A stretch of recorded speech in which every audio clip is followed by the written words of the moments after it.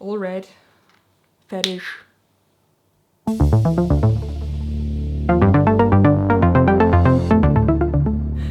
Hallo und herzlich willkommen zu einer neuen Folge Work in Progress. Die letzte ist schon wieder eigentlich viel zu lange her, aber einige Sachen sind inzwischen passiert. Die Welt hat sich verändert. Wir stecken mitten in einer Pandemie. Das Coronavirus hat praktisch die ganze Welt im Griff und entsprechend hat sich auch mein Rhythmus ein bisschen geändert. Wie ihr wisst, arbeite ich ja in der Uni, hauptsächlich in der Lehre. Da stellen wir jetzt gerade ganz viel auf Remote um, Klausuren fallen aus und sowas. Aber ich bin auch schon viel länger im Homeoffice als vermutlich die meisten, weil die Uni schon vor den offiziellen Ausgangsbeschränkungen den Mitarbeitern nahegelegt hat, doch von zu Hause zu arbeiten. Und in so einer Situation macht man sich natürlich auch ein bisschen Gedanken, wie man sich und wie man vor allem in dem Fall andere schützen kann vor der Ansteckungsgefahr. Deswegen habe ich mich jetzt auch mal an die Nähmaschine gesetzt und so eine Gesichtsmaske genäht, die sich in meinem Fall einfach hier so hinter die Ohren klemmen lässt. Funktioniert ziemlich gut. Ich habe hier vorne drin, ich nehme sie glaube ich mal wieder ab, dann versteht man mich besser, ich habe vorne drin eine Tasche gelassen, also die ist praktisch innen hohl, man kann hier an der Seite einfach was reinstecken. Und in meinem Fall habe ich da einen PM2.5 Feinstaubfilter eingesteckt. Das sind so kleine Pads, die man einfach kaufen kann. Da bin ich ein bisschen zwiegespalten, wie sinnvoll die sind. Die filtern natürlich keine Viren, haben aber trotzdem natürlich eine erhöhte Filterwirkung. Bei solchen selbstgenähten Gesichtsmasken geht es ja in erster Linie darum, die anderen zu schützen. Das heißt, wenn ich niese oder huste, dann bleiben eben, mehr Tröpfchen, mehr Teile in dieser Maske hängen. Jetzt ist es natürlich so, dass dieser Filter aber auch das Atmen erschwert. Und das ist unter Umständen halt auch ein bisschen kontraproduktiv, weil man dann eher dazu geneigt ist, diese Maske neu aufzusetzen oder so, oder vielleicht sie einfach gar nicht zu tragen, weil das Atmen zu schwer fällt. Das ist natürlich auch nichts in der Sache. Da bin ich ein bisschen zwiegespalten, wie klug ich das finde. Und ich habe tatsächlich festgestellt, wenn ich die Maske trage, dann habe ich hier, also zwischen Nase und Wange, hat man ja einfach immer eine Kuhle. Deswegen haben die meisten Masken ja oben so eine kleine Klammer oder einen Draht, den man so anbiegen kann. Und ich denke, ich werde mir da auch noch was einpassen müssen, weil ich gemerkt habe, besonders wenn dieser Filter drin ist, dass ich sehr viel Luft von oben ansauge. Das ist Quatsch. Ich habe mir mal 2 Sachen rausgeholt, von denen ich denke, dass man die vielleicht ganz gut benutzen kann. Das sind entweder so ein, oh Gott, haben die offiziellen Namen? Also was man so zum Nudelverpackungen zum Verschließen benutzt oder halt so ein anderer Draht, der eher so zum Kabel zusammenbinden ist. Das Schöne ist, die haben halt beide schon so eine Plastikummantelung und haben dann nicht so schlimm die Tendenz, durch den Stoff durchzustechen. Die werde ich mir vermutlich oben noch einpassen. Hier, gerade diese Nudelverpackungen, die sind ziemlich stabil. Ich denke, die würden sich da auch von der Größe ganz gut eignen, um die hier noch in die Maske mit einzusetzen, mit ein paar Stichen. Wenn euch diese Masken interessiert, ich habe tatsächlich nicht so einen richtig guten Schnitt gemacht. Aber ich habe gesehen, dass der Exhain, der Hackmakespace in Berlin, einen super, super ähnlichen Schnitt verwendet. Da setze ich gerne mal den Link zu unter das Video. Das ist, glaube ich, hilfreicher als das Bildchen, das ich mal von meinem gezeichnet hatte. Und es gibt auch eine sehr schöne Folge von dem NDR-Podcast mit dem Virologen Herrn Professor, glaube ich, Drosten, der auch eine Folge lang sehr ausführlich über so selbstgenähte Gesichtsmasken spricht. Falls ihr euch da mal ein bisschen reinlesen oder reinhören wollt, kann ich das sehr empfehlen.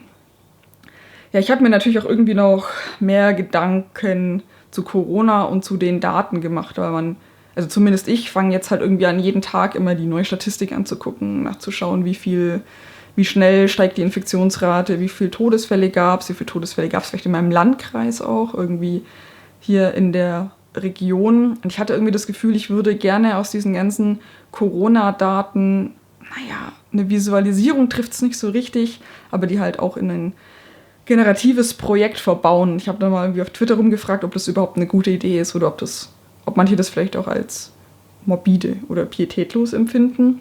Natürlich will ich nichts Witziges draus machen, das ist schon klar, aber es ist halt auch keine wissenschaftliche Aufarbeitung. Da bin ich mir ein bisschen unsicher, wie sehr man damit Leute trifft oder nicht. Und ich habe aber sehr positives Feedback bekommen und dann ein bisschen rumexperimentiert.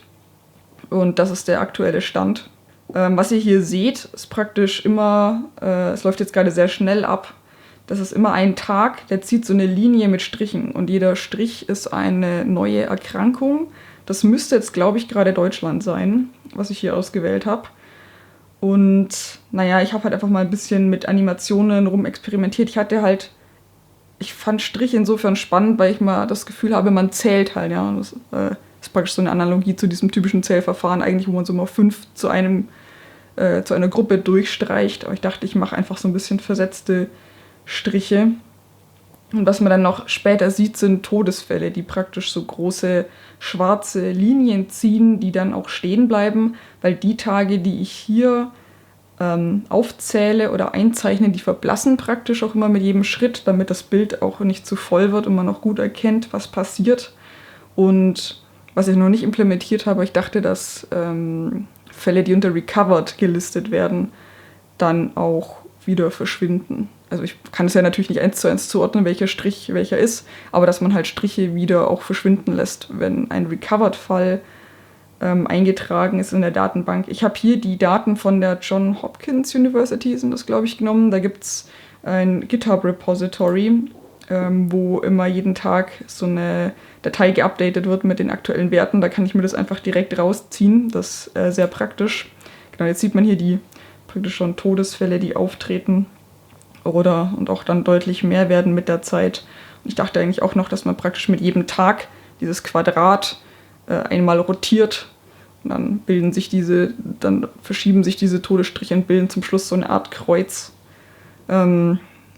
Zugegebenermaßen so richtig glücklich bin ich damit nicht, aber ich habe halt einfach mal ein bisschen experimentiert und bin mittlerweile eigentlich der Meinung, man müsste damit was sehr Schönes, Interaktives eigentlich auch machen. Es gab ganz viele nette Simulationen über so Streuverhalten oder so Ansteckungsverhalten, so Partikelsimulationen, die fand ich alle ganz spannend, aber einfach das nachzumachen, was es jetzt schon gibt, ist natürlich Quatsch. Ja, mal sehen. Also das ist eher gerade so nebenbei ein Projekt, wo ich das Gefühl hatte, ich will einfach mal was damit machen, ob das jetzt dann gut wird oder nicht, ist eigentlich egal. Hauptsache, ich bin meinem Gefühl nachgekommen, mal damit irgendwie rumprobiert zu haben. Aber mal sehen, vielleicht mache ich auch noch was ganz anderes. Und ich probiere momentan noch nebenbei mit einem Kumpel gerade so ein bisschen generative 3D-Sachen aus, würde sich vielleicht auch anbieten, damit mal was zu machen. Das ist aber auch tatsächlich nicht so einfach, weil ihr wisst ja, exponentielles Wachstum, entsprechend muss man oder möchte ich ja dann was Ästhetisches schaffen, was sowohl mit sehr kleinen Zahlen funktioniert, als auch dann später im Verlauf mit sehr großen Zahlen. Und das ist gar nicht so einfach. Mal gucken, vielleicht entsteht da noch was Witziges, vielleicht aber auch nicht. Was ihr jetzt aber schon gesehen habt, ist das Intro, das halbwegs fertig ist. Ich habe es in dem Fall jetzt noch von Hand gezeichnet. Was mir nämlich noch fehlt, ist das generative Erzeugen von Pfaden für Buchstaben. Aber der Pinsel an sich, die Pinselsimulation ist jetzt weit fertig und es war deutlich komplizierter, als ich gedacht habe. Aber ich kann euch mal ein bisschen durch die Schritte führen, die ich jetzt so hinter mir habe. Ich bin dann, das letzte Mal, was ich gezeigt habe, waren ja diese einzelnen Pinselhaare sozusagen, die ich gezeichnet habe. Davon bin ich ziemlich schnell weg. Das funktioniert mit Vektoren einfach nicht so cool. Und ich habe dann mir noch sehr viele Videos angeguckt und festgestellt, dass die Ästhetik, die mir besonders gut gefällt, ist die Ästhetik, wenn praktisch so eine Art langer Pinsel hinterhergezogen wird. Ein bisschen wie so ein Schleppmesser. Und das habe ich dann praktisch hier versucht mal zu simulieren praktisch, dass man so eine Art Pinsel hinterherzieht. Und wenn ich jetzt klicke, entstehen hier gerade 2 unterschiedlich farbige Pfade oder Formen. Und die könnt ihr euch praktisch so vorstellen, dass die im Endresultat verschmolzen wären. Also man würde praktisch den Merge aus beiden sehen. Ich brauche die beide, um das zu generieren. Ich habe praktisch hier einmal den dunkelschwarzen Pfad. Den ziehe ich praktisch einfach mit der Maus. Das ist praktisch einfach immer eine bestimmte Dicke an der Maus entlang, praktisch als Grundpfad. Und dann habe ich eine Pinselform, die seht ihr hier, wenn ich jetzt einmal kurz drücke, praktisch so der Schweif, der breiter wird. Und mit dem mache ich ganz viele Union-Aufrufe, um hier bei solchen Biegungen diese Pfade auszufüllen. Das Problem ist, dass das ultra schlimm glitscht. Besonders wenn man hier wieder hochfährt und zurückfährt und so. Also ich mag eigentlich diese Ästhetik total, die entsteht. Aber es ist überhaupt nicht, also selbst mein flotter Rechner hier rödelt da ohne Ende. Und man hat wie hier solche komischen Glitches, wo Sachen hinterherziehen. Das liegt daran, dass ich den Pfad stark vereinfache, also mit so einem Simplify-Aufruf, um hier diese Schlieren zu erzielen. Und das glitscht dann halt ganz schlimm. Das Problem ist, da kann ich nicht viel ändern. Also außer ich würde mir eine eigene Simplifizierungsmethode schreiben. Und da habe ich echt gerade nicht so den Nerv für. Das ist das Problem. Deswegen bin ich davon dann eigentlich wieder weg und habe mir im nächsten Schritt noch ein paar andere Sachen angeguckt und habe festgestellt, das ist ziemlich cool, auf der Paper.js-Webseite gibt es auch ein schönes Tutorial für Mausinteraktion, das ich noch nicht kannte. Ich weiß nicht, ob das neu ist oder nicht. Und da wird ein bisschen gezeigt, dass ein Maus-Event nicht nur den Punkt mitgibt, was ich bisher immer benutzt habe, sondern auch das Delta, das heißt den Bewegungsvektor. Und den kann man dann natürlich dann schön easy peasy benutzen, um zum Beispiel auch hier die Breite von dem Pfad, den wir hier malen, zu verändern, abhängig von der Geschwindigkeit. Und was ich jetzt dann hier gemacht habe, ist praktisch so eine einfache Version dieses Pinsels. Da seht ihr diesen roten Strich. Und wenn ich hier um eine Ecke gehe und der weiter entfernt ist als der eigentliche durch den Vektor entstehende Pinselstrich, dann werden die Punkte so mitgezogen. Das ist auch ziemlich cool und funktioniert eigentlich auch ziemlich gut. Plopp. Das heißt, zum Schluss könnte ich jetzt praktisch hier diesen Pfad, der hier entsteht, einfach schwarz füllen und dann vielleicht auch noch ein bisschen glätten. Dann gehen hier diese Punkte weg. Damit war ich schon mal ziemlich zufrieden. Das Problem ist, wenn ich das mit einer roten Linie mache, dann ist der Effekt einfach nicht so stark irgendwie. Also ich hatte das Gefühl, wenn ich das wirklich 2 Linien hinterher ziehe, wie die beiden äußeren Grenzen des Pinsels, dann funktioniert das besser. Deswegen habe ich das praktisch hier mal einfach nur so implementiert mit diesen beiden äußeren Linien. Und das sieht jetzt halt irgendwie aus wie Zahnpasta, aber ich dachte erst, vielleicht langt mir das sogar, wenn ich das einfach so lasse. Da ist aber natürlich das Problem, wenn ich jetzt hier solche Schleifen lege, dann überfahre ich ja Flächen, die der Pinsel eigentlich eingefärbt hatte, aber ich ziehe den Pinsel ja weiter. Das heißt, wenn ich jetzt nur das benutze, was zum Schluss hier liegt, dann sieht das nicht aus wie der Pinsel. Dann sieht es aus, als hätte ich da Zahnpasta hingelegt oder irgendwas aus einer Tube ausgedrückt oder so. Das ist also auch nicht so ganz der Effekt, den ich will. Das, was ich haben möchte, ist praktisch die Kombination aus den beiden letzten. Und das ist jetzt auch das, wo ich stehen geblieben bin. Es ist leider ein bisschen dünn wahrscheinlich. Wenn ihr es nicht seht, hinter meiner Maus ziehe ich jetzt gerade wie bei dieser Zahnpasta-Demo 2 sehr helle Striche hinter mir her. Vielleicht müsst ihr das Video groß machen, damit ihr es besser seht. Das entspricht praktisch dem Pinsel. Und jetzt kann ich hier anfangen, Linien zu ziehen, die sich ein bisschen verändern, je nachdem, wie schnell ich mich bewege.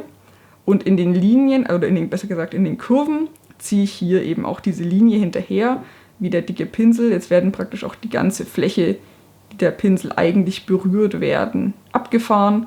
Das funktioniert ziemlich gut. Es glitscht auch manchmal ein kleines bisschen, wie hier. Das ist aber eigentlich ganz nett, kann man so lassen. Und es funktioniert tatsächlich sehr schön. Das Problem, was ich jetzt dann hatte, ist, wenn ich praktisch einen illegalen Zug mit dem Pinsel mache. Das heißt, ich fahre in eine Richtung und fahre direkt wieder in die Richtung zurück. Also gegen die Haare. Das würde man einen Pinsel in der Hand hat, würde man das im Leben nie tun. Aber ich kann das hier natürlich in dieser Simulation. Und was ich dann in dem Fall tue, ist, dass ich einfach eine neue Linie ansetze. Das ist eine Notlösung, aber ich glaube noch die beste. Also man hat hier jetzt in dieser Ecke natürlich keinen schönen Übergang. Schöner wäre es eigentlich zu sagen, der Pinsel würde vielleicht unten so eine Biegung machen und dann zurückgehen. Aber für die Implementierung war es jetzt am einfachsten, einfach zu gucken, ist der Winkel sehr spitz, ist das Delta, also der Winkel zwischen den letzten 2 Deltas sehr, sehr groß. Also praktisch irgendwie Richtung 180 Grad, dann setze eine neue Linie an. Genau, und das funktioniert jetzt sehr gut. Das ist jetzt praktisch meine Pinselsimulation. Die könnt ihr gerne mal selber ausprobieren. Ich verlinke einfach mal den Sketch unter dem Video. Und ich finde es total befriedigend, weil das Schöne ist, dass jetzt die Position, in der der Pinsel halt gerade steht, ja auch den Linienstart beeinflusst. Das heißt, wenn ich jetzt was generiere, ist es halt auch interessant, von wo kommt gerade die Mausbewegung, in welcher Position steht dieser Pinsel gerade. Das ändert dann halt die Form, die zum Schluss rauskommt. Und damit bin ich jetzt eigentlich tatsächlich sehr glücklich. Und es macht echt Spaß, irgendwie damit so rumzumalen. Das ist echt wie eine nette Kalligrafie-Simulation. So ein bisschen zumindest. Genau, probiert es gerne mal aus. Mir macht es irgendwie sehr viel Spaß, damit rumzuspielen. Ja, und zuletzt wollte ich euch noch eine Neuigkeit zeigen von meinen Transformern. Ich habe euch letztes Mal ein bisschen was zu meinem Forschungsstand erzählt. Und das ist jetzt praktisch das Update dazu. Ich hatte ja letztes Mal gesagt, es wäre voll sinnvoll, mit kleineren Pfadabschnitten zu arbeiten. Das habe ich jetzt mal ausprobiert. Ihr seht schon, das ist hier deutlich eckiger als letztes Mal. Ich benutze jetzt keine Kurven mehr, sondern nur noch die Pfadabschnitte, weil ich mit sehr vielen kleinen Pfadabschnitten ja auch den Pfad ziemlich gut annähern kann. Da könnte man jetzt auch eine Glättung drüber legen, dann ist es auch wieder rund, das ist egal. Es macht aber halt den Möglichkeitenraum viel kleiner, wenn ich diese ganzen Kurven weglasse. Oder wenn ich diese ganzen Kurvenoptionen weglasse. Ja, das ist jetzt eigentlich ziemlich witzig, was ich hier gemacht habe. Ich habe 2 Transformer-Modelle trainiert. Das obere, also die obere Reihe, die hat lauter so Kringel und Schnörkel und Spiralen gelernt. Und die untere hat Rechtecke gelernt im Endeffekt. Also lauter Boxen, die so ineinander gestackt sind. Und was ich dann gemacht habe, ich habe in Rot so eine Form vorgezeichnet und die dem Modell gegeben und gesagt, mach mal fertig die Linie. Und das ist jetzt halt super witzig. Wie zu erwarten, das obere Modell hat halt gesagt, so hier, okay, Linie, ja, ich sehe noch keine Spirale, die mache ich jetzt da mal noch dran. Und hat deswegen immer ans Ende vom Pfad ganz brav ein Spirälchen gesetzt. Dass die hier oben so weggeht, liegt, glaube ich, daran, dass der letzte Abschnitt von dem Dreieck schon in diese Richtung zeigt. Deswegen geht der praktisch in die Richtung weiter und aus dem Kreis wurde einfach auch noch eine Spirale gemacht. Was ich dann im Gegensatz dazu ziemlich witzig finde, ist die Reihe unten mit dem Boxenmodell. Weil das Modell lernt halt natürlich, ich sehe ein Rechteck, ich mache das Rechteck dazu. Entsprechend, Modell bekommt hier Rechteck und malt halt noch so ein Reststückchen dran, damit es halbwegs geschlossen ist. Bei der Wellenlinie hat sich das Modell wahrscheinlich gedacht so, was soll ich damit? Keine Ahnung. Und auch hier hat es halt irgendwie immer noch so versucht, es irgendwie zu schließen oder halt versucht vielleicht noch so ein Rechteck draus zu machen. Es ist natürlich jetzt auch insofern ein bisschen undankbar, weil die Linien halt schon sehr fortgeschritten sind. Ja? Also die Shapes sind schon, ist eine sehr lange Linienreihe, dass das so ein Modell verwundert jetzt nicht unbedingt, wenn man da irgendwie nur einen ganz kurzen Linienanfang zeichnet, dann macht das Ding da auch Rechtecke draus. Das sieht man zum Beispiel auch ganz gut. An dem Beispiel hier habe ich das Rechteckmodell einfach mal das Bild komplett fertig zeichnen lassen. Das heißt, Rechteck gegeben, er macht hier noch die Linie fertig und fängt dann direkt an, neue Rechtecke hinzuzeichnen. Und bei dem Dreieck praktisch genauso. Und ja, die sind hier tatsächlich immer noch irgendwie ein bisschen verwirrt. Also der Anfang und Ende von den Rechtecken ist irgendwie ein bisschen seltsam. Aber man sieht halt trotzdem sehr schön, dass der Stil von diesem einen gelernten Input-Image noch halbwegs da ist. Also er versucht immer noch Rechtecke ineinander reinzuzeichnen. Und, finde ich, besonders bemerkenswert ist, dass die Ausrichtung von dem Rechteck in etwa der Ausrichtung dieses Rechtecks entspricht, was beim Originalbild eben auch so ist. Und hier sind die auch von der Ausrichtung in etwa an die letzte Linie angelehnt. Ja. Also es ist nicht so, dass die Rechtecke dann alle total hin und her flippen, sondern immer in sich zumindest die Ausrichtung beinhalten. Das finde ich auch schon mal ein sehr gutes Zeichen, dass zumindest so viel Kontext da ist, dass das behalten wird. Und jetzt bietet sich das natürlich auch ein bisschen an, das mit meiner Brush-Simulation zu vereinigen. Das heißt, ich kann ja jetzt Pfade generieren und dann kann man da die Brush-Simulation drauflegen und auch noch ein bisschen Spaß mit haben. Das habe ich auch auf jeden Fall noch vor. Und ich frage mich auch, bin ich eigentlich der Einzige, der solche Modelle immer so total personifiziert, wenn man sich dann so Ergebnisse anguckt. Hier, ein Rechteck. Zu. Hier, ein Dreieck. Zu. Hier, eine wellige Linie. Hier, ein Kreis. Ja, Leute, das war's eigentlich erstmal wieder von mir. Ich habe noch 3 Kleinigkeiten, im Endeffekt Termine. Nächsten Sonntag bin ich, denke ich mal, vermutlich zu Gast beim Makercast.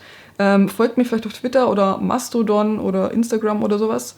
Da werde ich dann nochmal genau verlinken, auf welchem Kanal ihr das findet. Das steht, glaube ich, noch nicht so ganz fest, wer das dieses Mal hostet. Aber das ist immer ein sehr schöner Livestream, wo Leute einfach über ihre Making-Projekte reden. Da darf ich diesmal auch ein bisschen was erzählen, über was ich ganz kürzlich jetzt noch angefangen habe. Da erzähle ich dann auch im nächsten Work in Progress, denke ich mal, ausführlich darüber.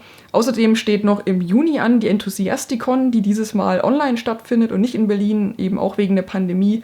Das ist eine super nette, sehr kleine, aber sehr offene Veranstaltung über alles, was Leute am Programmieren begeistert. Und da ist momentan auch der Call for Participation offen. Könnt ihr also gerne kurze Talk-Vorschläge einreichen. Und dann gibt es noch das Wikidata-Wochenende. Da habe ich auch schon mal drüber erzählt in irgendeinem älteren Video. Verlinke ich mal hier oben in der Ecke. Das ist eigentlich eine nette Veranstaltung, um sich mit anderen Leuten aus der Wikidata-Ecke zu treffen. Man lernt neue Sachen, man lernt neue Leute, man kann schöne Projekte umsetzen. Normalerweise findet es immer in Ulm im Verschwörhaus statt. Das wird jetzt aber vermutlich auch in ein Online-Event umgemünzt. Entsprechend, wenn ihr, wo ihr auch immer sitzt, Lust habt, daran teilzunehmen, dann schaut vielleicht auch mal in den Link in der Videobeschreibung. Die Anmeldung startet jetzt, glaube ich, auch in den nächsten Tagen. Soweit von mir. Bleibt zu Hause. Näht euch vielleicht auch eine Maske, wenn ihr Bock habt, vielleicht, oder hängt euch irgendeinen Schal vors Gesicht, wenn ihr rausgeht. Bleibt gesund und wir sehen uns beim nächsten Mal. Macht's gut. Ciao, ciao.